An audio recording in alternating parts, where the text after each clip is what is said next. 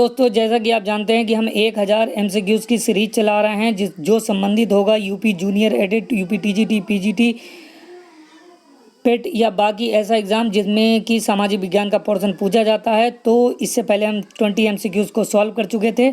उसके बाद अब हम नेक्स्ट 20 एमसीक्यूज़ लेकर आए हैं जो कि आपके प्रीवियस पेपर से भी संबंधित हैं और ये प्रैक्टिस सेट के रूप में भी महत्वपूर्ण होंगे। तो शुरू करते हैं कि भारतीय अंतर्राष्ट्रीय जल मार्ग प्राधिकरण की स्थापना किस वर्ष की गई थी? तो 1986 में की गई थी।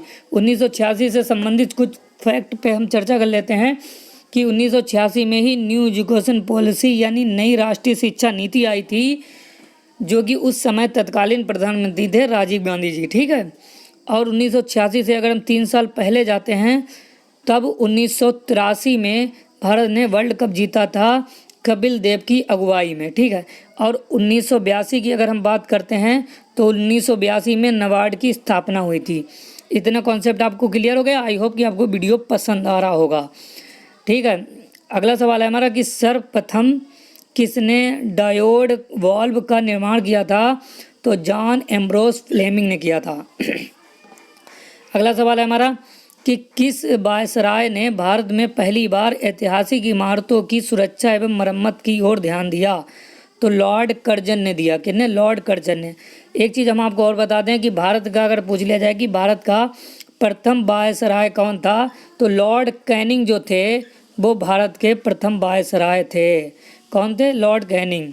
ठीक। अगर आपसे पूछा जाए कि अंतिम गवर्नर जनरल कौन था, तो जो अंतिम गवर्नर जनरल थे वो लॉर्ड कैनिंग ही थे, क्योंकि 1857-58 की जो क्रांति हुई थी उस समय भारत में गवर्नर जनरल का पद हुआ करता था। तो उस समय जो भारत के गवर्नर जनरल थे वो लॉर्ड कैनिंग थे और 1857-58 की क्रांति के बाद गवर्नर जनरल के पद को समाप्त करके वायसराय का पद नियुक्त किया गया, जिसमें लॉर्ड कैनिंग को ही भारत का वायसराय नियुक्त किया गया। इतना कॉन्सेप्ट आपको क्लियर है?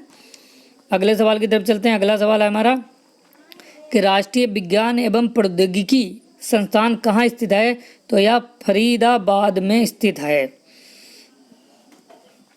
अगली प्रश्न है हमारा कि भारतीय बैंकों की विदेशों में शाखाएं किस देश में सर्वाधिक है? तो यूनाइटेड किंगडम में सर्वाधिक भारतीय बैंकों की विदेशों में शाखाएं जो हैं। अगला प्रश्न है कि जीवों के क्लोन यानी हम शकल तैयार करने की वैज्ञानिक पद्धति का नाम क्या है? तो यह क्लोनिंग है। ठीक है। अगला प्रश्न है कि संयुक्त राज्य लोक सेवा आयोग के अध्यक्ष तथा सदस्य का कार्यकाल कितना होता है? तो 6 वर्ष तक होता है या 62 वर्ष की आयु तक, जो भी पहले हो जाए। यानी कि आप 6 साल का कार्यकाल पूरा कर सकते हैं, लेकिन अगर आप 62 वर्ष के हो गए हैं तब आप 6 वर्ष का कार्यकाल नहीं पूरा कर सकते हैं। अगला प्रश्न है हमारा कि किस आंदोलन के दौरान तिरंगा में चरखा को दर्शाया गया? तो जो असहयोग आंदोलन हुआ था उसमें दर्शाया गया है। अगला प्रश्न है हमारा कि राष्ट्रीय न्याय अकादमी कहाँ स्थित है? तो यह भोपाल में स्थित है।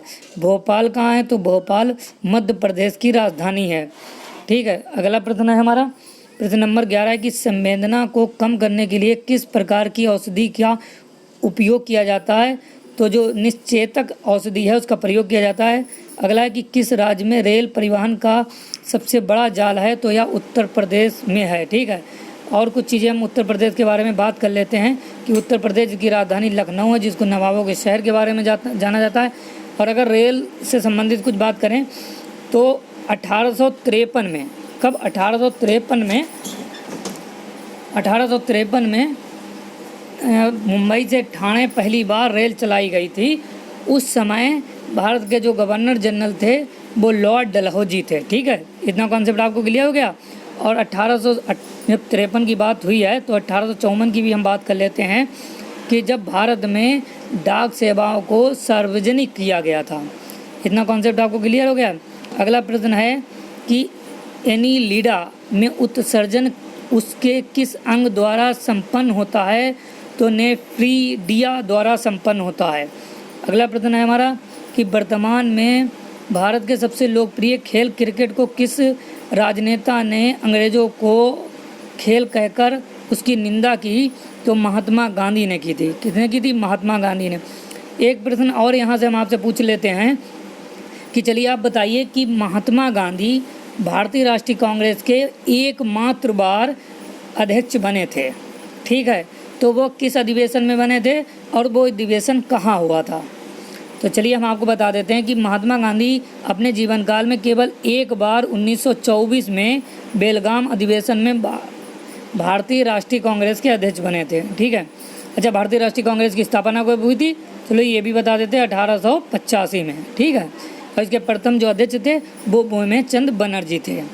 इतना कॉन्सेप्ट क्लियर हो गया। अगला प्रश्न है हमारा कि प्रायद्वीपीय लेबू किस देश का भाग है? तो यह फिजी का है, ठीक है, फिजी का। अंतरिक्ष में जाने वाली यूएसए की प्रथम महिला कौन थी? तो सैली राइड थी, ठीक है।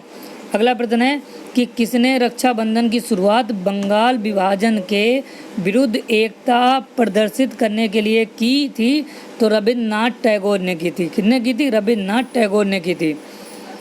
और हम आपको बता दें कि जब जलियांवाला हत्याकांड हुआ था 13 अप्रैल 1919 को, उस समय जो इन्हें उपाधि दी गई थी रविन्द्रनाथ टैगोर को, इन्होंने जलियांवाला हत्याकांड के विरोध में या दुख में उस उपाधि को वापस कर दिया था। अगला प्रश्न है कि विधान परिषद की कुल संख्या का कितना भाग विधानसभा के सदस्यों द्वारा चुनकर आता है? तो 1/3 भाग जो है वो चुनकर आता है। नेक्स्ट सवाल है कि अकबर ने फतेहपुर सीकरी में इबादत खाना की स्थापना कब की? तो 1575 ईस्वी में अकबर द्वारा फतेहपुर सीकरी में इबादत खाने की स्थापना की गई। कुछ चीज़ें हम अकबर से संबंधित यहाँ पर चर्चा कर लेते हैं कि अकबर, जिनकी जन्म जो हुआ था 1542 ईस्वी में हुआ था, इनका शासनकाल 1556 से 1605 तक हुआ था। इनके पुत्र का नाम सलीम था, जिनको हम जहांगीर के नाम से भी जानते हैं। एक प्रश्न और आता है कि इन्होंने दीन इलाही धर्म की स्थापना की थी, यानी चलाया था एक नया धर्म, जिसकी स्थापना की गई थी 1582 ईस्वी में, ठीक है। इतने सारे कॉन्सेप्ट आपको क्लियर हो गए। अब अगला प्रश्न हमारा है कि अगला और इस वीडियो का लास्ट प्रश्न है कि वेस्ट बेकरी कांड गुजरात के किस शहर में हुआ था? तो यह बड़ोदरा में हुआ था, ठीक है, बड़ोदरा में हुआ था। गुजरात से संबंधित जब बात आई है तो हम कुछ बात कर लेते हैं कि गांधी जी जो थे वो गुजरात से संबंधित थे। और एक प्रश्न है कि गुजरात की राजधानी क्या है? तो गुजरात की राजधानी ही गांधीनगर है, ठीक है। आई होप कि आपको वीडियो पसंद आया होगा। पसंद आया हो तो लाइक करें, सब्सक्राइब करें, बेल आइकन के घंटे को प्रेस कर लीजिए। और इस तरीके से रोज़ाना हम पार्ट 2, पार्ट 3 और यहाँ तक कि 1000 MCQs की सीरीज़ को कंप्लीट कर देंगे, जो कि आपके एग्ज़ाम के दृष्टिकोण से बहुत महत्वपूर्ण है। अगर आप सीरियस कैंडिडेट हैं तब आप चैनल पर बने रहिए। धन्यवाद, शुक्रिया।